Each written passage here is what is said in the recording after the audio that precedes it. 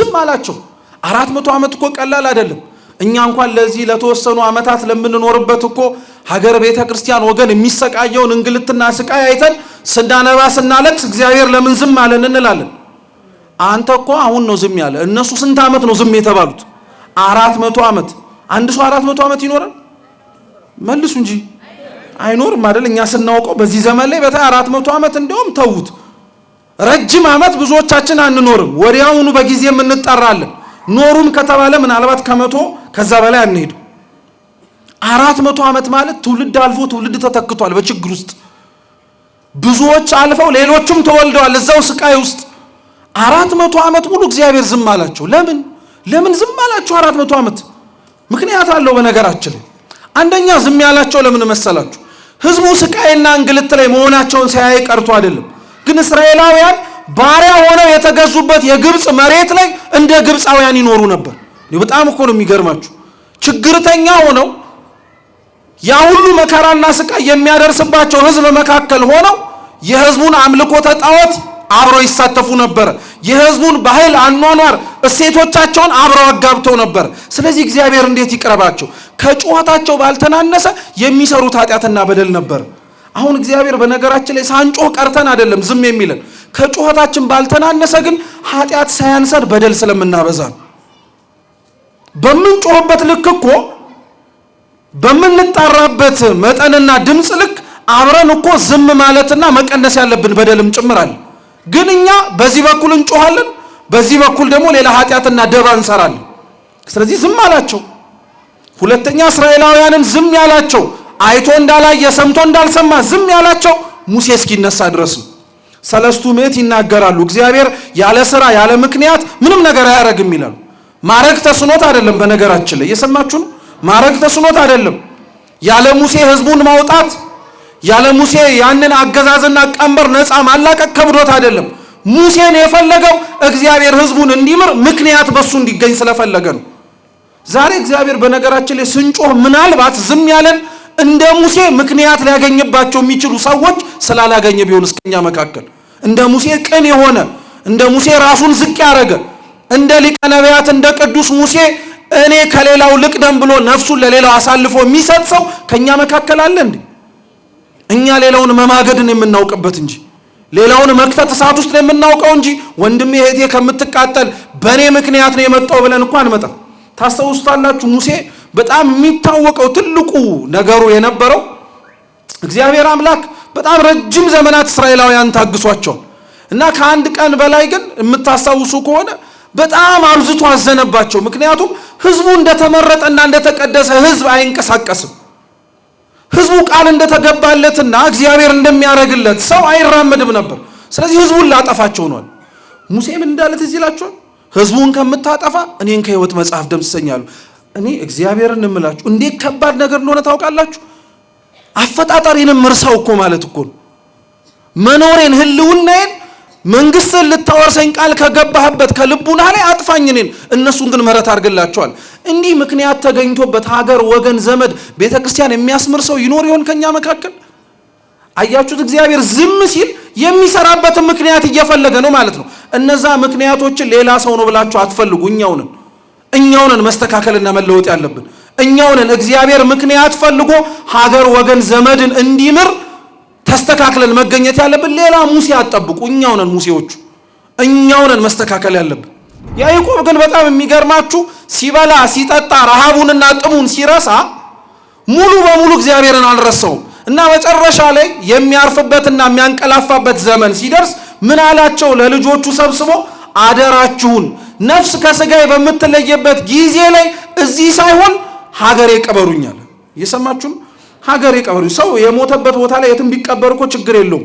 አንዳንዶቻችን እንደውም በወሬ ራሱ ሰው ያወሩ ሰው ሰምታችሁ አታውቁም? ዋናው ልሙት እንጂ የትም ቅበሩኝ እኔ አይመለከተኝ ወንዝም ዳር ጣሉኝ የሚል ሰው አለ። የትም መጣልም አንፈልግም። ይሄ እኮ የከበረ ሰውነት እኮ ነው። ማረፊያው ቤተ መቅደስ ነው መሆን ያለበት እንጂ የትም ጣለኝ አይባልም።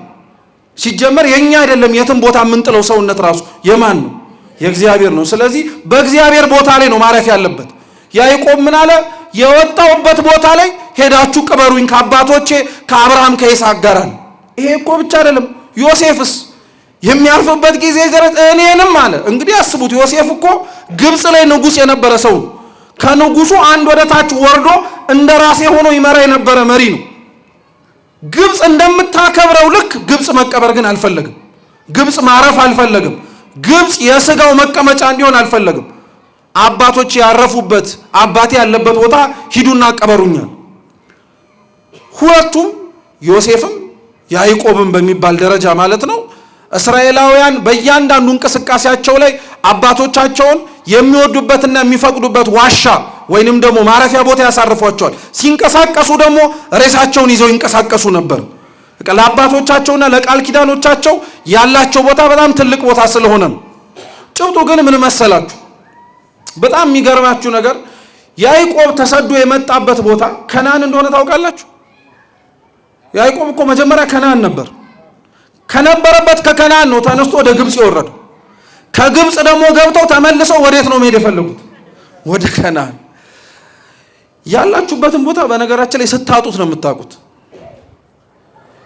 ከነዓን እኮ በጣም የምታምር በጣም ማርና ወተት ታፈልቃለች ትሰጣቸዋለች ተብላ ቃል የተገባችላቸው ቦታ ናት። መጀመሪያውኑ ነበሩበት።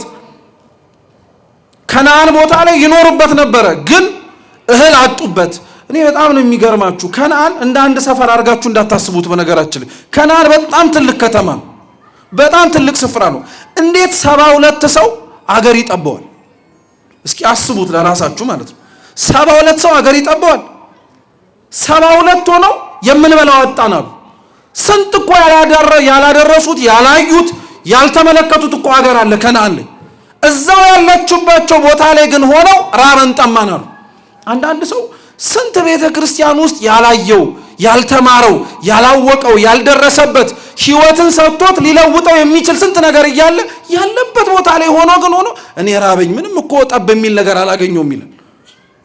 ሰው ከእግዚአብሔር ጋር ካልሆነ በነገራችን ላይ እንኳን ሰፊው ቀርቶ ጠባቡም ቦታ ራሱ አይመጥነው። በጣም አድርጎ ነው የሚረበሸው። በጣም አድርጎ ነው ውጣ ወረድ ውስጥ የሚገባው። ከነዓን እንዴት ይጠባል? እስኪ አስቡት። እነሱ 72 ሆነው ከነዓን ጠበበን አሉ። እግዚአብሔር እኮ ከግብፅ ባርነት ህዝቡን ነፃ ሲያወጣው እኮ 600 ሺህ አድርጎ ከነዓን ሊያስገባቸው ነበር። እንግዲህ አስቡት 72 ሆነው አልበቃንም ያሉት መሬት ላይ እግዚአብሔር 600 ሺህ ህዝብ አድርጎ መልሶ ሊያመጣቸው ነው። ምን ቁም ነገር ያለው መሰላችሁ? ቦታችሁ ላይ የሚያጠግባችሁ የሚያረካችሁ ያለው ግብአትና የሚሟላው ነገር በሙሉ መሰናዳቱ አይደለም። ቦታው ላይ እግዚአብሔር አለ ወይስ የለም? ለዛ ነው አባቶቻችን ረድኤተ እግዚአብሔርን የእግዚአብሔር መገኘትን እንደ ቀላል ጉዳይ ይመለከቱት። የዮሐንስ ወንጌል ምዕራፍ 3 ላይ ክርስቶስ ከተጠመቀ በኋላ መርጦ አብረውት እንዲማሩ እንዲውሉ እንዲያድሩ ያዘጋጃቸው ደቀ መዛሙርቱ ያጠምቁ ነበር። በሄኖን አውራጃ ህሙማንን ያጠምቁ ነበር እና የዮሐንስ ደቀ መዛሙርት ተሰብስበው ክርስቶስን ከሰሱት። ዮሐንስ ጋር ሄደው አንተ በዮርዳኖስ ያጠመቀው እሱ ደግሞ በሄኖን አውራጃ እያጠመቀ ነው አሉት። እና ዮሐንስ ወንጌል ምዕራፍ 13 ላይ በግልጽ ይናገራል። ምን ይላል?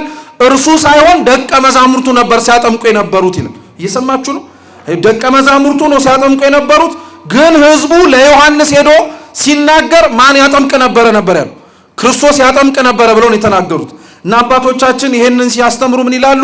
ክርስቶስ ያጠምቀው የነበረው ጥምቀት በደቀ መዛሙርቱ አድሮ የሚደረግ ስለሆነ ዛሬም በካህናቱ እጅ የምንጠመቀው ጥምቀት በማን እንደተጠመቀን አምነን የምንቀበለው ነው፣ በክርስቶስ የምንቀበለው ነው። እነሱ አጠመቁን ሳይሆን ማን አጠመቀን የምንለው ክርስቶስ አጠመቀን። እነሱ ወለዱን ሳይሆን የምንለው ማን ወለደን ድጋሚን የምንለው የእግዚአብሔር መንፈስ ክርስቶስ ወለደን ድጋሚን የምንለው። ስለዚህ መጥምቅ ዮሐንስ ነው የሚሉት ምክንያት አላቸው። አንዳንዶች ደግሞ ኤርሚያስ ነው ይሉሃል አሉት። ኤርሚያስ በብሉይ ኪዳን ከነበሩ አበይት ነቢያት መካከል አንዱ ነው። ኤርሚያስ በጣም የሚታወቀው አባቶቻችንም ሲያስተምሩ አልቃሻው ነብይ ነው የሚሉት ነብዩ ኤርሚያስን። ለምን? ህዝቡ በጣም በምርኮ በግዞት በቀኝ ግዛት ሲሰቃይ ስለነበረ፣ በተለይ ደግሞ በባቢሎን ምርኮ ዘመናት ውስጥ ሲመላለስ ስለነበረ ስለ ህዝቡ ያለቅስ ያነባ ነበር እና ራሱን ተከትሎ ራሱ ትንቢተ ኤርሚያስ ከሚባል መጽሐፍ ውጭ መጽሐፍ ቅዱሳችን ላይ ሰቆቃወ ኤርሚያስ የሚል መጽሐፍ አለ። ሰቆቃ ማለት ሙሾክ ማለት ነው። ሐዘኑ ያለቅሰው የነበረውን ለቅሶውን ከእንባው ውጪ ይናገረው የነበረውን ቃል መጽሐፍ ቅዱሳችን ላይ አለ። ስለዚህ ኤርሚያስ አልቃሻ ነው። ክርስቶስም ያለቅስ ነበር እኮ በነገራችን ላይ ወደ ኢየሩሳሌም ሲገባ ህዝቡን ሲመለከታቸው እረኛ እንደሌላቸው በጎች ሲቅበዘበዙ አየና ክርስቶስ ለበጎቹ አለቀሰ። እንዲህ እንዲሆኑበት አልነበረም ነበር የጠበቀው። ስለዚህ ኤርምያስ ያለቅስ ነበረ፣ ክርስቶስም ያለቅስ ነበረ። ስለዚህ አንዳንዶች ማነህ ብለው ጠሩት? ኤርምያስ ነህ አሉት። እየሰማችሁ ነው። አንዳንዶች ደግሞ ኤልያስ ነህ አሉት። ኤልያስም እንደዚሁ በአንደኛ ነገሥት ተጽፈው ከሚገኙ ነቢያት መካከል አንዱ ነው። ኤልያስ በጣም የሚታወቅበት ትልቁ መገለጫው አምልኮተ እግዚአብሔር ላይ ቀናኢ ነው። በእግዚአብሔር አይደራደርም። ብቻውን ከነገስታት ፊት ቆሞ ይከራከር ነበር። እነ አክዓብ እንደ ኤልዛቤል ቢያገኙት እጃቸውን አንስተው ነፍሱን ሊያጠፉት የሚፈልጉት ከእግዚአብሔር ፊት ግን ንጽሕናው የተመሰከረለት የነሱን ነውርና ነቀፋ ሳይፈራ ሳይጸጸት ስለ ነፍሳቸው ሲል ይገስጻቸው ነበር። በነገራችን ላይ ኤልያስ አክዓብና ኤልዛቤልን ይገስጻቸው ከስራቸው እንዲመለሱ ያስተምራቸው የነበረው ጀብደኛ መሆኑን ለማሳየት አይደለም። እየሰማችሁ ነው። ጀብደኛ መሆኑን፣ ደፋር መሆኑን፣ ጀግና መሆኑን ለማሳየት ብቻ አይደለም። በዋነኝነት ኤልያስ አክዓብን ኤልዛቤልን እንደዛ ይናገራቸው የነበረው በኤልያስ ላይ አድሮ ይናገር የነበረው የእግዚአብሔርን መንፈስ ድምፁን ጆሮአቸውን ከፍተው ቢሰሙት ኖሮ ለራሳቸውም ለነፍሳቸውም ድህነትና መመለስ እንዲሆናቸው። አሁን እኮ በነገራችን ላይ ትንሽ መናገር እንችላለን የምንባል ሰዎች የምንናገርበትን ዓላማ ጠንቅቀን ማወቅ አለብን። ጀግና ለመባል ሰው አያወራም። እየሰማችሁ ነው። በተለይ ቤተ ክርስቲያን ሰው ጀግና ለመባል እሱማ በጣም ምን ያልተናገረው ነገር አለ በጣም ቆፍጣና ነው እንዲባል አይደለም ማውራት ያለበት። ሰው ማውራት ያለበት ሰው መናገር ያለበት ለነፍስ ድህነት የሚጠቅምና የሚበጅ ነገር ሲሆን ነው። አለበለዚያ ዝምታ ይሻለዋል። እንዲሁ ዝም ቢል ይሻለው። ስለዚህ ኤልያስ ፊት አይቶ አያዳላ መናገር ያለበትን ይናገር ነበረ። ክርስቶስም ያው ነው። ፈሪሳውያንን ሰዱቃውያንን በቤተ መቅደሱ ዙሪያ የነበሩትን እርሱ የሾማቸውን ሰዎች ስለ ሹመታቸው ብሎ ዝም አላላቸውም ነበር። ሲያጠፉ ጥፋተኛ ናችሁ እያለ ይናገር ነበር። ስለዚህ እንደ ኤልያስ ክርስቶስም ለራሱ መንግስት ቀናኢ ነው። ስለዚህ አንዳንዶች ኤልያስ ነህ አሉት። ከፊት ለፊታቸው ተገልጦላቸው ወዳጄ ልፋትህን ድካምህን ለኔ ብለህ የከፈልከውን ዋጋ ተመልክቻለሁ፣ ዘመኑም እጅግ ብዙ እንደሆነም አይቻለሁ። እንደ ስራዬ ልክፈልህ ወይስ እንደ ቸርነት ያሉ? እኚህ አባት የእግዚአብሔርን ቸርነት እስካሁን አላወቁትም። 40 ዓመት ግን ጠባብ ዋሻ ውስጥ እንደቆሙ ያውቃሉ። 40 ዓመት ግን እየመረረ ቅጠል እየበሉ እንደታገሱ አውቋል። ስለዚህ የእጃቸው ላይ ያለውን ቦታና እጃቸው ላይ ያለውን ፍሬ ተመለከቱና እንደ ስራዬ ክፈለኝ አሉት። እንደምን እግዚአብሔር አምላክ እንደ ቃል ይሁንልሃል። እና ይህ አባት ተመልሶ ከነበረበት ቦታ ላይ ያቺ ጠባ ቆሞ ይጸልይባት የነበረበት ቦታ ላይ ልክ ሲገባ ቦታው ጠበበው። 40 ዓመት እኮ ጥበቱ አልታወቀው። 40 ዓመት እኮ እንዳጣበቀው አላወቀ። ልክ እንደ ስራዬ ይከፈለኝ ብሎ ቦታው ላይ ግን ሲቆም ቦታው ጠበበው። ልክ እንደ ስራዬ ይከፈለኝ ብሎ ሲመለስ ይበላው የነበረውን ያመረሩን ጣዕም ያለውን ቅጠል ሲቀምሰው ጭራሽ መረረው።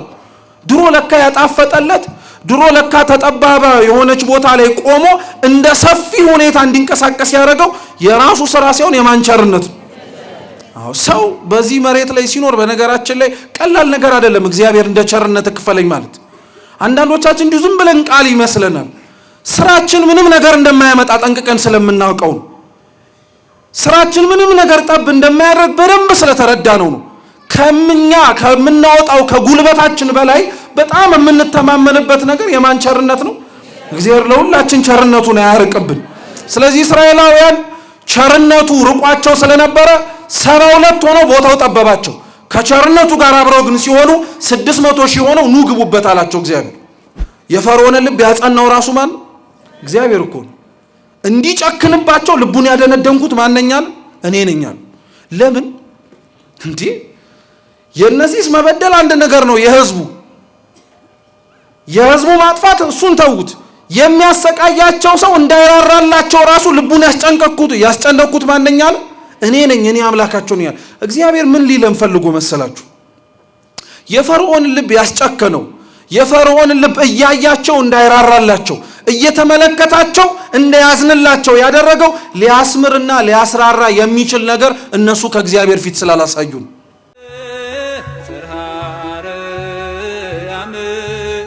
ክብርሽ ገናና ነው ከግብፅ የወጡ ወንዶች ተዋጊዎች ሁሉ ከግብፅ ከወጡ በኋላ በመንገድ ላይ በምድረ በዳ ሞቱ።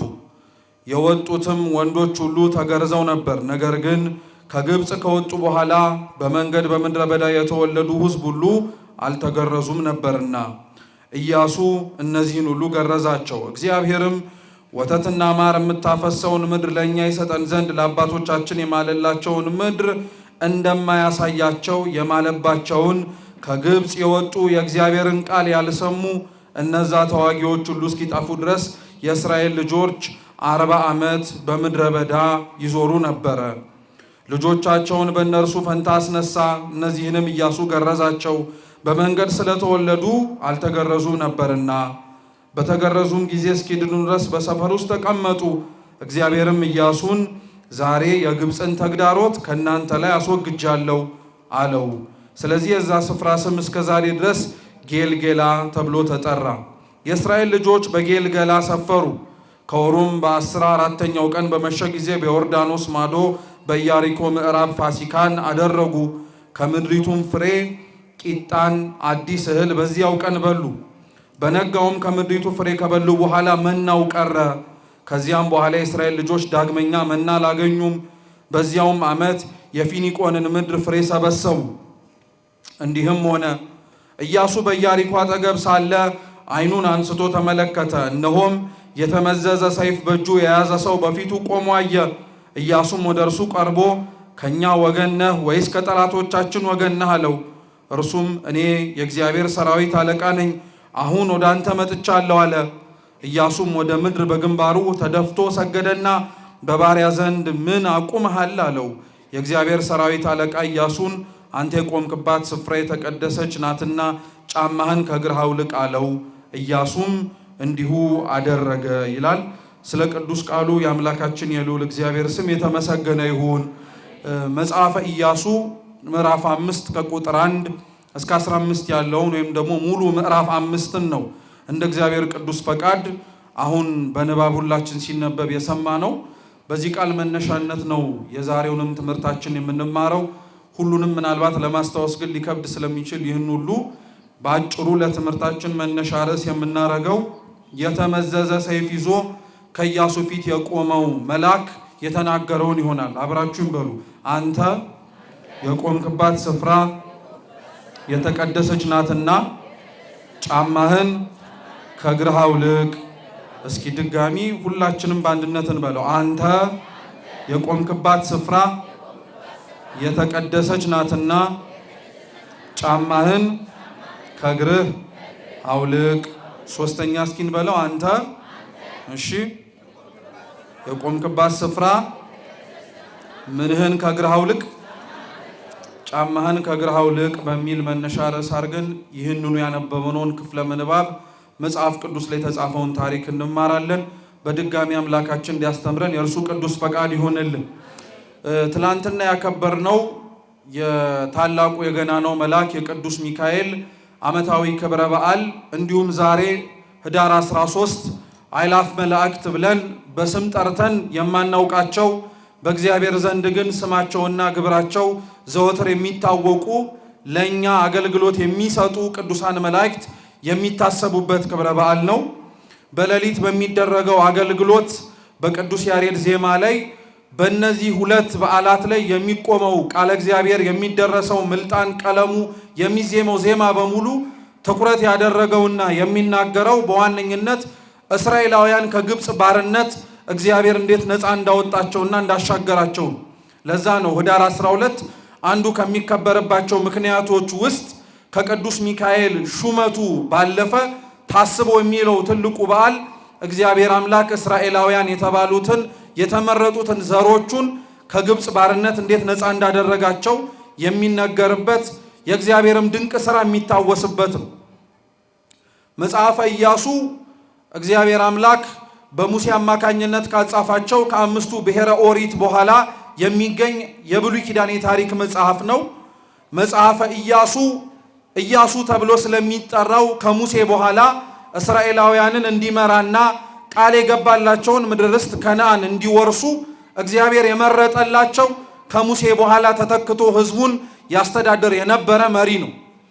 ኢያሱ እንደ እግዚአብሔር ቅዱስ ፈቃድ ህዝቡን ይመራ የነበረ ህዝቡንም ደግሞ ተስፋ ያደረጉትን ምድረ ርስት ከነዓንን እንዲወርሱ በጣም ትልቁን ስፍራ የተጫወተ ታላቅ መሪ ስለነበረ እስራኤላውያን በጣም ትልቅ ስፍራ ይሰጡታል።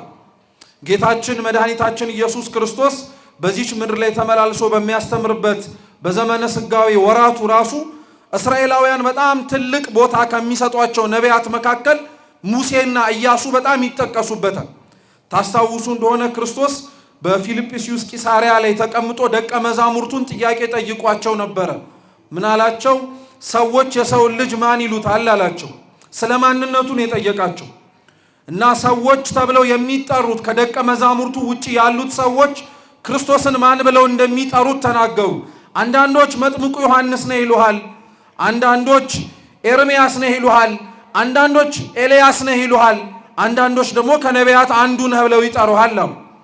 ህዝቡ ስለ ክርስቶስ የተናገረውን ደቀ መዛሙርቱ እንዲህ ይሉሃል ብለው የተናገሩት እንዲሁ ዝም ብሎ በመላምት የተነሳ አይደለም። ክርስቶስ መስለውናል ብለው የጠሯቸውና እነሱ ሊሆን ይችላል ብለው የዘረዘሯቸው ሰዎች ጋር ክርስቶስ የሚያመሳስል ነገር ስላለው ክርስቶስን አንዳንዶች መጥምቁ ዮሐንስ ነህ ይሉት የነበሩት ዮሐንስ መጥምቅ በበረሃ ከነበረው ቆይታው በኋላ ወደ ኢየሩሳሌም ወርዶ ዮርዳኖስ ወንዝ ላይ ሲያጠምቅ የሚታወቅበት ትልቁ ስብከቱ የነበረው መንግሥተ ሰማያት ቀርባለችና ምን ግቡ ነው። ይሄን ስብከት ክርስቶስ ራሱ ከገዳመ ቆሮንቶስ ቆይታው በኋላ ሲወጣ የሰበከው ስብከት ነው። ስለዚህ በስብከት ስለሚመሳሰሉ አንደኛ አንዳንዶች ማን ይሉሃል አሉት? መጥምቁ ዮሐንስ ነው ይሉሃል አሉት። እንኳን በነገራችን ላይ ህዝቡ የዮሐንስን ራስ ያስቆረጠው ራሱ ሄሮድስ ክርስቶስን መጥምቁ ዮሐንስ ይመስለው ነበር። የማቴዎስ ወንጌል ምዕራፍ 14 ላይ መጥምቁ ዮሐንስ ይመስለው ነበር ተብሎ ተነግሯል። ስለዚህ መጥምቁ ዮሐንስ ክርስቶስን ይመስላቸው የነበረው አንደኛ ስለ ስብከቱ ነው። ሁለተኛው ክርስቶስ መጥምቁ ዮሐንስ ነህ እያሉ ይናገሩት የነበሩት ዮሐንስ የሚታወቀው ትልቁ አገልግሎቱ ማጥመቅ ነው። የዮሐንስ ወንጌል ምዕራፍ 3 ላይ ክርስቶስ ከተጠመቀ በኋላ መርጦ አብረውት እንዲማሩ እንዲውሉ እንዲያድሩ ያዘጋጃቸው ደቀ መዛሙርቱ ያጠምቁ ነበር። በሄኖን አውራጃ ህሙማንን ያጠምቁ ነበርና የዮሐንስ ደቀ መዛሙርት ተሰብስበው ክርስቶስን ከሰሱት። ዮሐንስ ጋር ሄደው አንተ በዮርዳኖስ ያጠመቀው እሱ ደግሞ በሄኖን አውራጃ እያጠመቀ ነው አሉት። እና ዮሐንስ ወንጌል ምዕራፍ 13 ላይ በግልጽ ይናገራል። ምን ይላል? እርሱ ሳይሆን ደቀ መዛሙርቱ ነበር ሲያጠምቁ የነበሩት ይላል። እየሰማችሁ ነው? ደቀ መዛሙርቱ ነው ሲያጠምቁ የነበሩት። ግን ህዝቡ ለዮሐንስ ሄዶ ሲናገር ማን ያጠምቅ ነበር ያለው? ክርስቶስ ያጠምቅ ነበረ ብለው ነው የተናገሩት። እና አባቶቻችን ይሄንን ሲያስተምሩ ምን ይላሉ? ክርስቶስ ያጠምቀው የነበረው ጥምቀት በደቀ መዛሙርቱ አድሮ የሚደረግ ስለሆነ ዛሬም በካህናቱ እጅ የምንጠመቀው ጥምቀት በማን እንደተጠመቀን አምነን የምንቀበለው በክርስቶስ የምንቀበለው። እነሱ አጠመቁን ሳይሆን ማን አጠመቀን የምንለው ክርስቶስ አጠመቀን። እነሱ ወለዱን ሳይሆን የምንለው ማን ወለደን ድጋሚን የምንለው የእግዚአብሔር መንፈስ ክርስቶስ ወለደን ድጋሚን የምንለው። ስለዚህ መጥምቁ ዮሐንስ ነው የሚሉት ምክንያት አላቸው። አንዳንዶች ደግሞ ኤርምያስ ነው ይሉሃል አሉት። ኤርምያስ በብሉይ ኪዳን ከነበሩ አበይት ነቢያት መካከል አንዱ ነው። ኤርምያስ በጣም የሚታወቀው አባቶቻችንም ሲያስተምሩ አልቃሻው ነብይ ነው የሚሉት ነብዩ ኤርምያስን። ለምን? ህዝቡ በጣም በምርኮ በግዞት በቀኝ ግዛት ሲሰቃይ ስለነበረ፣ በተለይ ደግሞ በባቢሎን ምርኮ ዘመናት ውስጥ ሲመላለስ ስለነበረ ስለ ህዝቡ ያለቅስ ያነባ ነበር እና ራሱን ተከትሎ ራሱ ትንቢተ ኤርምያስ ከሚባል መጽሐፍ ውጭ መጽሐፍ ቅዱሳችን ላይ ሰቆቃወ ኤርምያስ የሚል መጽሐፍ አለ። ሰቆቃ ማለት ሙሾ እኮ ማለት ነው። ሐዘኑ ያለቅሰው የነበረውን ለቅሶውን ከእንባው ውጪ ይናገረው የነበረውን ቃል መጽሐፍ ቅዱሳችን ላይ አለ። ስለዚህ ኤርምያስ አልቃሻ ነው። ክርስቶስም ያለቅስ ነበር እኮ በነገራችን ላይ። ወደ ኢየሩሳሌም ሲገባ ህዝቡን ሲመለከታቸው እረኛ እንደሌላቸው በጎች ሲቅበዘበዙ አየና ክርስቶስ ለበጎቹ አለቀሰ። እንዲህ እንዲሆኑበት አልነበረም ነበር የጠበቀው። ስለዚህ ኤርምያስ ያለቅስ ነበረ፣ ክርስቶስም ያለቅስ ነበረ። ስለዚህ አንዳንዶች ማነህ ብለው ጠሩት? ኤርምያስ ነህ አሉት። እየሰማችሁ ነው? አንዳንዶች ደግሞ ኤልያስ ነህ አሉት። ኤልያስም እንደዚሁ በአንደኛ ነገሥት ተጽፈው ከሚገኙ ነቢያት መካከል አንዱ ነው። ኤልያስ በጣም የሚታወቅበት ትልቁ መገለጫው አምልኮተ እግዚአብሔር ላይ ቀናኢ ነው። በእግዚአብሔር አይደራደርም። ብቻውን ከነገስታት ፊት ቆሞ ይከራከር ነበር። እና አክዓብ እንደ ኤልዛቤል ቢያገኙት እጃቸውን አንስተው ነፍሱን ሊያጠፉት የሚፈልጉት ከእግዚአብሔር ፊት ግን ንጽሕናው የተመሰከረለት የነሱን ነውርና ነቀፋ ሳይፈራ ሳይጸጸት ስለ ነፍሳቸው ሲል ይገስጻቸው ነበር። በነገራችን ላይ ኤልያስ አክዓብና ኤልዛቤልን ይገስጻቸው ከሥራቸው እንዲመለሱ ያስተምራቸው የነበረው ጀብደኛ መሆኑን ለማሳየት አይደለም። እየሰማችሁ ነው? ጀብደኛ መሆኑን፣ ደፋር መሆኑን፣ ጀግና መሆኑን ለማሳየት ብቻ አይደለም። በዋነኝነት ኤልያስ አክዓብን ኤልዛቤልን እንደዛ ይናገራቸው የነበረው በኤልያስ ላይ አድሮ ይናገር የነበረው የእግዚአብሔርን መንፈስ ድምፁን ጆሮአቸውን ከፍተው ቢሰሙት ኖሮ ለራሳቸውም ለነፍሳቸውም ድህነትና መመለስ እንዲሆናቸው። አሁን እኮ በነገራችን ላይ ትንሽ መናገር እንችላለን የምንባል ሰዎች የምንናገርበትንም ዓላማ ጠንቅቀን ማወቅ አለብን። ጀግና ለመባል ሰው አያወራም። እየሰማችሁ ነው? በተለይ ቤተ ክርስቲያን ሰው ጀግና ለመባል እሱማ በጣም ምን ያልተናገረው ነገር አለ በጣም ቆፍጣና ነው እንዲባል አይደለም ማውራት ያለበት። ሰው ማውራት ያለበት ሰው መናገር ያለበት ለነፍስ ድህነት የሚጠቅምና የሚበጅ ነገር ሲሆን ነው። አለበለዚያ ዝምታ ይሻለዋል፣ እንዲሁም ዝም ቢል ይሻለው። ስለዚህ ኤልያስ ፊት አይቶ አያዳላም፣ መናገር ያለበትን ይናገር ነበረ። ክርስቶስም ያው ነው። ፈሪሳውያንን ሰዱቃውያንን በቤተ መቅደሱ ዙሪያ የነበሩትን እርሱ የሾማቸውን ሰዎች ስለ ሹመታቸው ብሎ ዝም አላላቸውም ነበር። ሲያጠፉ ጥፋተኛ ናችሁ እያለ ይናገር ነበር። ስለዚህ እንደ ኤልያስ ክርስቶስም ለራሱ መንግስት ቀናኢ ነው። ስለዚህ አንዳንዶች ኤልያስ ነህ አሉት፣ ሌሎች ደግሞ ከነቢያት መካከል አንዱ ነህ አሉት። እስኪ ሌሎች ደግሞ በሉ ከምኖች መካከል ስንቱ ነህ አሉት። እስራኤላውያን ነቢያት ብለው የሚጠሯቸው በነገራችን ላይ ሙሴና ኢያሱን። ግን አይገርማችሁም? ዮሐንስም እኮ መጥምቁ ማለት ነው ነቢይ ነው። የብሉይ ኪዳን የመጨረሻው ነቢይ፣ ለሐዲስ ኪዳን የመጀመሪያው ሐዋርያ ዮሐንስ መጥምቅ ነው። በረከቱ ለሁላችን ትድረሰን። ኤልያስም ነቢይ ነው፣ በደንብ ተጠንቅቆ የሚታወቅ ነው። ኤርምያስም ነቢይ ነው፣ በደንብ ነው የሚታወቀው። ግን እነሱን ከነቢያት መካከል አንዱ ነህ ብለው አልጠሯቸው፣ በየስማቸው ነው የጠሯቸው። ነቢይ ነው ብለው ግን ለመጥራት የሚፈልጉት እነሱ ሙሴና ኢያሱን። ክርስቶስ እርግጥ ነው ሙሴን የሚመስልበት ነገር አለ፣ ኢያሱንም የሚመስልበት ነገር አለ። ሙሴን የሚመስለው ሙሴ ግብፃውያንን እስራኤላውያንን ከግብፅ ባርነት ነፃ እንዳወጣቸው ግብፅ በተባለች በሲኦል ውስጥ ስንሰቃይ የነበርነውን እኛን ያወጣን አማናዊው ሙሴ ክርስቶስ ስለሆነ ሙሴ ነህ ብለው ቢጠሩት ምንም የሚያስደነግጥ ነገር አይደለም። በግብር ስለሚመሳሰሉ ነው። ኢያሱም ተመሳሳይ ነው። ከነዓንን እንዳወረሳቸው ሁሉ ርስት መንግስተ ሰማያትን ያወረሰን ማን ነው? ክርስቶስ አምላካችን ነው። ስለዚህ ሙሴ ነህ ወይ ኢያሱ ነህ እያሉ ይናገሩት ነበረ ማለት ነው። እና ጌታችን ኢየሱስ ክርስቶስ በጣም ህዝቡ ለእስራኤላውያን በጣም ትልቅ ቦታ ያላቸውን እነዚህ ኢያሱን እነዚህ ሙሴንና ሌሎችም ነቢያትን በጣም ትልቅ ቦታ እንዳላቸው እንዳናውቀው ነው ኢያሱ። ስለዚህ እስራኤላውያን ከግብፅ ባርነት የወጡበት ጊዜ ላይ ከሙሴ ጋር የነበረ አንድ ሰው ነው። የመጀመሪያው ጸአት ተብሎ የሚነገረው ወይንም ደግሞ የመጀመሪያው መውጣት የሚባለው እንደምታውቁት እንግዲህ እስራኤላውያን ከግብፅ ባርነት የወጡበትን ወደ ግብፅ የገቡበትን እንዴት እንደወጡ ግን በተወሰነ መልኩ ላስታውሳችሁ። ለምን መሰረታዊ የሆኑ መማሪያ ክፍሎችና ነጥቦች ስላሉት። እየሰማችሁ ነው? እግዚአብሔር ከሁላችን ጋር ይሁን። እስራኤላውያን ወደ ግብፅ የወረዱት እንግዲህ በረሃብ ነው እንደምታውቁት። ያዕቆብ ይኖርባት የነበረችው ቦታ ላይ እና ዙሪያቸው ላይ በጣም ትልቅ ረሃብ ተነሳ። ስለዚህ ያን ረሃብ ለመታገስ ያን ረሃብ ለማለፍ ተብሎ በግብፅ መሬት ላይ ምግብ እንዳለና ያንን የረሃብ ዘመን ለማሻገር የሚያስችል ደግሞ ቋትም ጎተራም እንደሞላ ሰሙ። ያዕቆብ ይሄንን የረሃብ ዘመን እሱና ቤተሰቦቹ እንዲያልፉ ብዙ ነገር ሞክሯል። እንደምታውቁት ወንድሞቹ ወደ ግብፅ እየወረዱ እህል ይሸምቱ ነበር። በግብፅ ደግሞ ረሃቡን እንዲያልፉ ያንን የመጣባቸውን መከራ ህዝቡን እንዲያሻግር ደግሞ በገዛ እጃቸው የሸጡት ወንድማቸው ደግሞ እዛ አለ፣ ዮሴፍ የሚባለው። ዮሴፍ ያለባት ቦታ ላይ ግብፅ ላይ እህል እንዳለ ሰሙና ለአባታቸው ነገሩት። እዚህ ከምንሞት እዚህ ከምንጠፋ ወዴት እንውረድ አሉት። ወደ ግብፅ እንውረድና እንጥገብ አሉት። የሚገርመው የእነሱ አስተሳሰብና ሐሳብ አለን። በነገራችን ላይ በጣም የሚገርመው ምን እንደሆነ ታውቃላችሁ? የያዕቆብ መልስም ኦሪት ዘፍጥረት ምዕራፍ 46 ላይ እህል እንዳለ ግብፅ ሲነግሩት ያዕቆብ ተነስቶ አልሄደም። መጀመሪያ ፈቀቅ አለና ጸሎት አረገን የሚል አይገርማችሁ? ረሃብ እኮ የሚያስታግስ ነገር እኮ አይደለም። ጥም እኮ እስኪ ቆይ ነገ የሚያስብል ነገር አይደለም። ረሃብና ጥም ከበላንና ከጠገብን በኋላ ሌላው ነገር ይደርሳል ብለን በጣም ትኩረት የምንሰጠው ነገር ነው። ያዕቆብ አይገርማችሁም? ከረሃቡና ከጥሙ በላይ እግዚአብሔር ፈቅዶ ነው ወይ የምወርደው ብሎ ጠየቀ። እና እግዚአብሔር ወደ ግብፅ ለመውረድ አትፍራሉ። እዛ የሚሰራው ሐሳብ ስላለ አስቀድሞ ከአባትየው በፊት ልጁን ልኮ ቦታውን እንዲስተካከልለት ስላደረገ ውረድ አለው። ዛሬ ስንቱ ነው በነገራችን ላይ እንጀራ ብሎ የጠየቀውን ከእግዚአብሔር ለመቀበል ፈቃድ ነው ብሎ የሚለምን ሰው አለ? እንደኛ ጋር እንጀራ ስጠኝ ነው እንጂ ፈቃድ ይሁን ከዛ በኋላ የሚመጣ ጉዳይ ነው። ያዕቆብ ግን ከሚበላው እንጀራ በላይ ያሳሰበው የማን ፈቃድ ነው? እግዚአብሔር ፈቃድ ነው።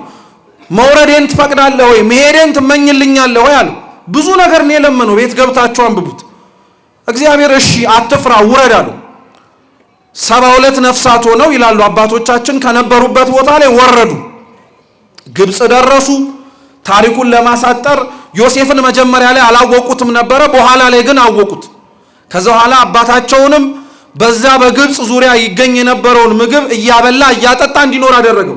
ያዕቆብ ግን በጣም የሚገርማችሁ ሲበላ ሲጠጣ ረሃቡንና ጥሙን ሲረሳ ሙሉ በሙሉ እግዚአብሔርን አልረሳውም። እና መጨረሻ ላይ የሚያርፍበትና የሚያንቀላፋበት ዘመን ሲደርስ ምን አላቸው? ለልጆቹ ሰብስቦ አደራችሁን ነፍስ ከስጋዬ በምትለየበት ጊዜ ላይ እዚህ ሳይሆን ሀገሬ ቀበሩኛል።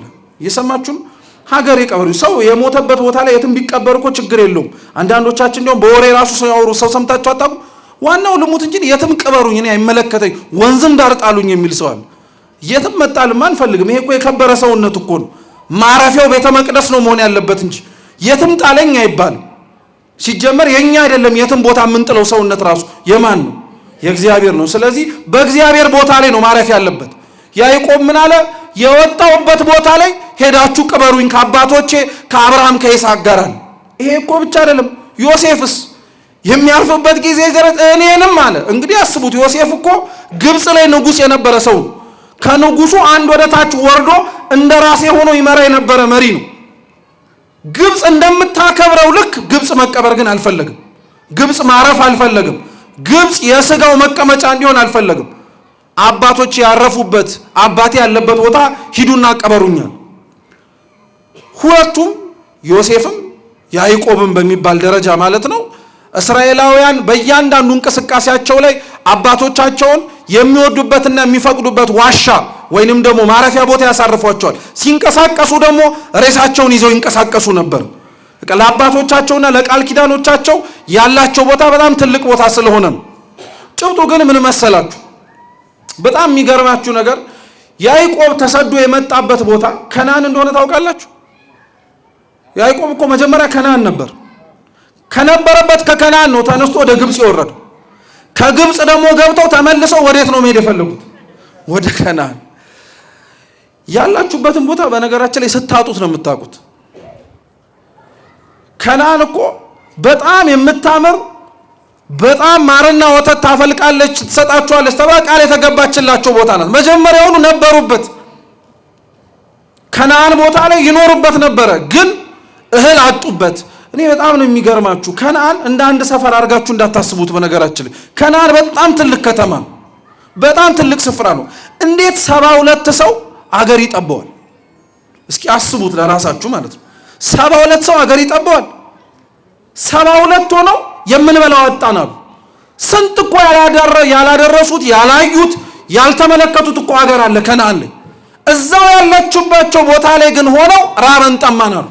አንዳንድ ሰው ስንት ቤተ ክርስቲያን ውስጥ ያላየው ያልተማረው ያላወቀው ያልደረሰበት ሕይወትን ሰጥቶት ሊለውጠው የሚችል ስንት ነገር እያለ ያለበት ቦታ ላይ ሆኖ ግን ሆኖ እኔ ራበኝ ምንም እኮ ጠብ የሚል ነገር አላገኘውም ይላል። ሰው ከእግዚአብሔር ጋር ካልሆነ በነገራችን ላይ እንኳን ሰፊው ቀርቶ ጠባቡም ቦታ ራሱ አይመጥነው። በጣም አድርጎ ነው የሚረበሸው። በጣም አድርጎ ነው ውጣ ወረድ ውስጥ የሚገባው። ከነዓን እንዴት ይጠባል? እስኪ አስቡት። እነሱ 72 ሆነው ከነዓን ጠበበን አሉ። እግዚአብሔር እኮ ከግብፅ ባርነት ህዝቡን ነፃ ሲያወጣው እኮ 600 ሺህ አድርጎ ከነዓን ሊያስገባቸው ነበር። እንግዲህ አስቡት 72 ሆነው አልበቃንም ያሉት መሬት ላይ እግዚአብሔር 600 ሺህ ህዝብ አድርጎ መልሶ ሊያመጣቸው ነው። ምን ቁም ነገር ያለው መሰላችሁ? ቦታችሁ ላይ የሚያጠግባችሁ የሚያረካችሁ ያለው ግብአትና የሚሟላው ነገር በሙሉ መሰናዳቱ አይደለም። ቦታው ላይ እግዚአብሔር አለ ወይስ የለም? ለዛ ነው አባቶቻችን ረድኤተ እግዚአብሔርን የእግዚአብሔር መገኘትን እንደ ቀላል ጉዳይ ይመለከቱትም። ዜና አበው ላይ ለዛ ነው ይሄን ሐሳብ እንድንረዳው አንድ ታሪክ አለ።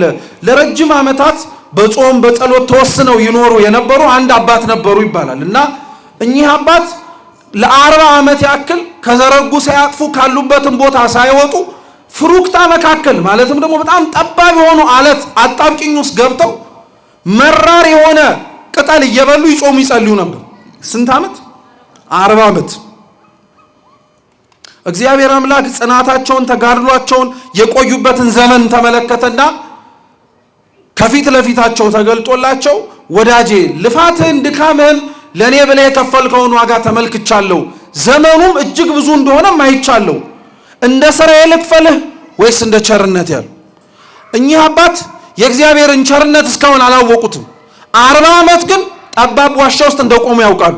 40 ዓመት ግን እየመረረ ቅጠል እየበሉ እንደታገሱ አውቋል። ስለዚህ የእጃቸው ላይ ያለውን ቦታና እጃቸው ላይ ያለውን ፍሬ ተመለከቱና እንደ ስራዬ ክፈለኝ አሉት። እንደምን? እግዚአብሔር አምላክ እንደ ቃል ይሁንልሃል። እና ይህ አባት ተመልሶ ከነበረበት ቦታ ላይ ያቺ ጠባ ቆሞ ይጸልይባት የነበረበት ቦታ ላይ ልክ ሲገባ ቦታው ጠበበ። 40 ዓመት እኮ ጥበቱ አልታወቀው። 40 ዓመት እኮ እንዳጣበቀው አላወቀ። ልክ እንደ ስራዬ ይከፈለኝ ብሎ ቦታው ላይ ግን ሲቆም ቦታው ጠበበው። ልክ እንደ ስራዬ ይከፈለኝ ብሎ ሲመለስ ይበላው የነበረውን ያ መራሩን ጣዕም ያለውን ቅጠል ሲቀምሰው ጭራሽ መረረው። ድሮ ለካ ያጣፈጠለት ድሮ ለካ ተጠባባ የሆነች ቦታ ላይ ቆሞ እንደ ሰፊ ሁኔታ እንዲንቀሳቀስ ያደረገው የራሱ ስራ ሳይሆን የማንቸርነት ነው። ሰው በዚህ መሬት ላይ ሲኖር በነገራችን ላይ ቀላል ነገር አይደለም። እግዚአብሔር እንደ ቸርነት ክፈለኝ ማለት አንዳንዶቻችን እንዲሁ ዝም ብለን ቃል ይመስለናል።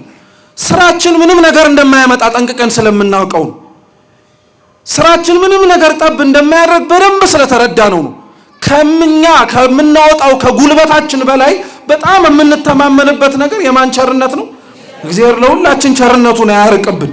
ስለዚህ እስራኤላውያን ቸርነቱ ርቋቸው ስለነበረ 72 ሆነው ቦታው ጠበባቸው። ከቸርነቱ ጋር አብረው ግን ሲሆኑ 600 ሺህ ሆነው ኑ ግቡበት አላቸው እግዚአብሔር። ያ የነበሩበት ያ የወረዱበት የግብፅ ከተማ ብዙ ስቃይ አይተውበታል፣ ብዙ ተንገላተውበታል፣ ተጨንቀዋል፣ ተገፍተዋል። እንደ ላባቸው እንደ ድካማቸው አልተሰጣቸውም። ያበረከቷቸውን ነገሮች ራሱ በእነሱ ስም አይጠራም። ዛሬ የትኛውም ሰው ሀገረ ግብፅን ለመጎብኘት ሲሄድ እኮ በእስራኤላውያን ላብ የተገነባውን ፒራሚድ አይቶ ይሄ እስራኤላውያን የሰሩት አይልም፣ ይሄ የግብፅ መስህብ ነው የሚሉ። ግን ያንጡ ደርድረው አገሪቷ የምትጠራበትን ስራ የሰሩት እነማን ናቸው? እስራኤላውያን ናቸው። ዛሬ ሀገር፣ ወገን፣ ዘመድ ሁሉም ይርሳው እንጂ ቤተክርስቲያን የዋለችውን ውለታ እግዚአብሔር ያውቀዋል። በደንብ ጠንቅቆ ነው የሚያውቀው። አንዳንዶችም በደንብ አድርገው የተረዱትም አሉ። ቤተክርስቲያንን ማቆየት፣ ቤተክርስቲያንን መጠበቅ፣ ቤተክርስቲያንን እንዳለችበት ክብሯና ወሰኗ ሰላሟን መስጠት ለኛ ብቻ ሳይሆን ለሁሉም የሚተርፍ እንደሆነ ጠንቅቀው የሚያውቁት አሉ። በአንጻሩም ደግሞ የማይመለከታቸውም አሉ፣ አያገባንም የሚሉ። ስለዚህ እግዚአብሔር አምላክ እዛ ሁሉ ህዝብ ላይ ይሄ መዓት ይሄ ውርጅብኝ ሲወርድ ዝም ብሏቸው ነበር። ዝም አላቸው። 400 ዓመት እኮ ቀላል አይደለም። እኛ እንኳን ለዚህ ለተወሰኑ ዓመታት ለምንኖርበት እኮ ሀገር ቤተ ክርስቲያን ወገን የሚሰቃየውን እንግልትና ስቃይ አይተን ስናነባ ስናለቅስ እግዚአብሔር ለምን ዝም አለን እንላለን። አንተ እኮ አሁን ነው ዝም ያለ። እነሱ ስንት ዓመት ነው ዝም የተባሉት? 400 ዓመት። አንድ ሰው 400 ዓመት ይኖራል? መልሱ እንጂ አይኖርም አይደል? እኛ ስናውቀው በዚህ ዘመን ላይ በታ 400 ዓመት እንደውም ተውት። ረጅም ዓመት ብዙዎቻችን አንኖርም። ወዲያውኑ በጊዜም እንጠራለን። ኖሩም ከተባለ ምናልባት ከ100 ከዛ በላይ አንሄድም። 400 ዓመት ማለት ትውልድ አልፎ ትውልድ ተተክቷል። በችግር ውስጥ ብዙዎች አልፈው ሌሎችም ተወልደዋል እዛው ስቃይ ውስጥ። 400 ዓመት ሙሉ እግዚአብሔር ዝም አላቸው። ለምን ዝም አላቸው 400 ዓመት? ምክንያት አለው። በነገራችን ላይ አንደኛ ዝም ያላቸው ለምን መሰላችሁ? ህዝቡ ስቃይና እንግልት ላይ መሆናቸውን ሳያይ ቀርቶ አይደለም። ግን እስራኤላውያን ባሪያ ሆነው የተገዙበት የግብፅ መሬት ላይ እንደ ግብፃውያን ይኖሩ ነበር። በጣም እኮ ነው የሚገርማችሁ። ችግርተኛ ሆነው ያ ሁሉ መከራና ስቃይ የሚያደርስባቸው ህዝብ መካከል ሆነው የህዝቡን አምልኮተ ጣዖት አብረው ይሳተፉ ነበር። የህዝቡን ባህል፣ አኗኗር፣ እሴቶቻቸውን አብረው አጋብተው ነበር። ስለዚህ እግዚአብሔር እንዴት ይቅረባቸው? ከጨዋታቸው ባልተናነሰ የሚሰሩት ኃጢአትና በደል ነበር። አሁን እግዚአብሔር በነገራችን ላይ ሳንጮህ ቀርተን አይደለም ዝም የሚለን፣ ከጩኸታችን ባልተናነሰ ግን ኃጢአት ሳያንሰን በደል ስለምናበዛ ነው። በምንጮህበት ልክ እኮ በምንጣራበት መጠንና ድምፅ ልክ አብረን እኮ ዝም ማለትና መቀነስ ያለብን በደልም ጭምራል። ግን እኛ በዚህ በኩል እንጮሃለን፣ በዚህ በኩል ደግሞ ሌላ ኃጢአትና ደባ እንሰራለን። ስለዚህ ዝም አላቸው። ሁለተኛ እስራኤላውያንን ዝም ያላቸው አይቶ እንዳላየ ሰምቶ እንዳልሰማ ዝም ያላቸው ሙሴ እስኪነሳ ድረስ ነው። ሰለስቱ ምዕት ይናገራሉ። እግዚአብሔር ያለ ስራ ያለ ምክንያት ምንም ነገር አያረግም ይላሉ። ማረግ ተስኖት አይደለም። በነገራችን ላይ እየሰማችሁ ነው። ማረግ ተስኖት አይደለም። ያለ ሙሴ ህዝቡን ማውጣት፣ ያለ ሙሴ ያንን አገዛዝና ቀንበር ነፃ ማላቀቅ ከብዶት አይደለም። ሙሴን የፈለገው እግዚአብሔር ህዝቡን እንዲምር ምክንያት በሱ እንዲገኝ ስለፈለገ ነው። ዛሬ እግዚአብሔር በነገራችን ላይ ስንጮህ ምናልባት ዝም ያለን እንደ ሙሴ ምክንያት ሊያገኝባቸው የሚችሉ ሰዎች ስላላገኘ ቢሆን እስከኛ መካከል እንደ ሙሴ ቅን የሆነ እንደ ሙሴ ራሱን ዝቅ ያደረገ እንደ ሊቀ ነቢያት እንደ ቅዱስ ሙሴ እኔ ከሌላው ልቅደም ብሎ ነፍሱን ለሌላው አሳልፎ የሚሰጥ ሰው ከኛ መካከል አለ እንዴ?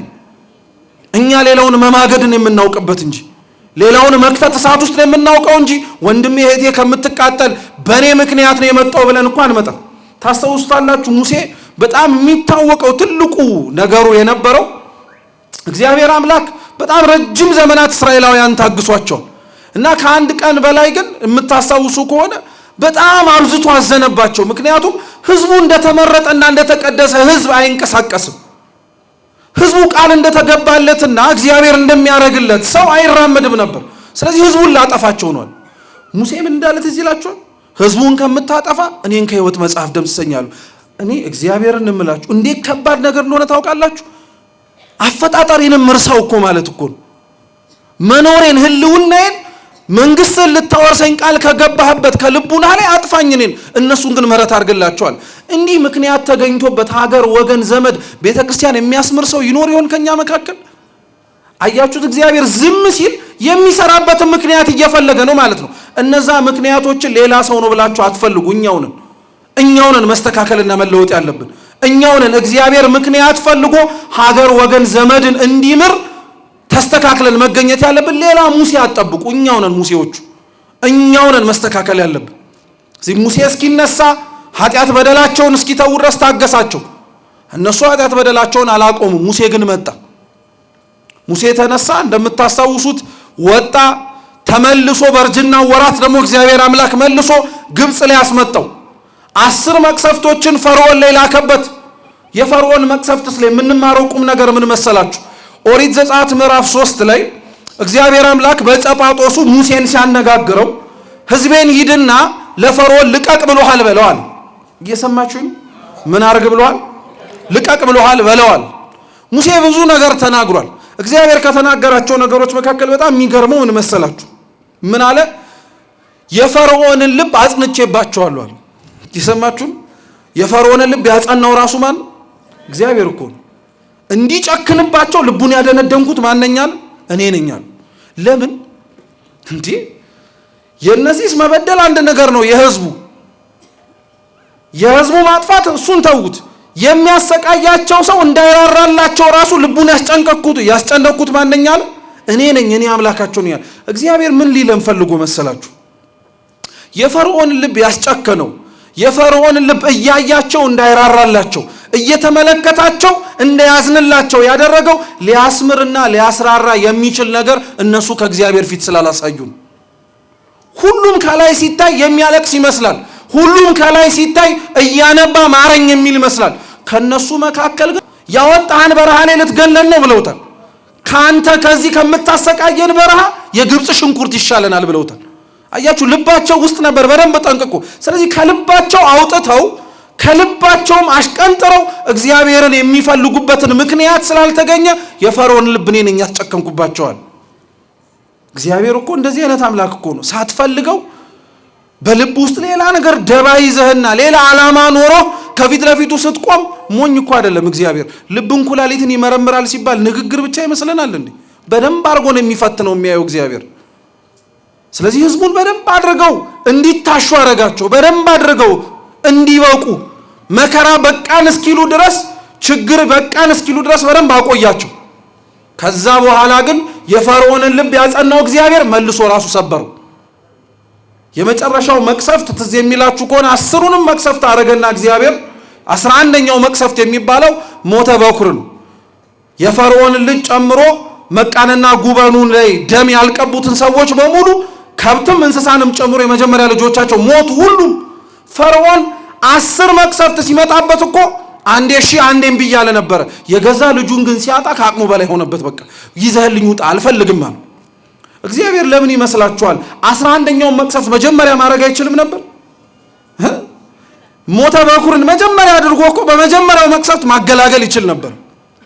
መቅሰፍቱን በእያንዳንዱ ያሳልፈው የነበረው ያለውን ኃይል ለፈርዖን ለመግለጽ ሳይሆን የፈርዖን ልብ ተሰብሮ እሱም እግዚአብሔር እንዲመለከተው ነበር። እየሰማችሁ ነው? ያለ ምክንያት አላረገውም። እግዚአብሔር ግን የፈርዖን ልብ አልሰበርም አለ። ስለዚህ መጨረሻ ላይ ሊሰብረው የሚችለው የገዛ ልጁን ሲያጣ ስለሆነ ልጁን አሰጠው። ይዘህ ጠቅልለህ ውጣልኝ አለው። ህዝቡን ሙሴ እየመራ ሙሴን ደግሞ የእግዚአብሔር መልአክ ቅዱስ ሚካኤል እየመራ ባህሩን ተሻግረው ወጡ፣ ተገላገሉ።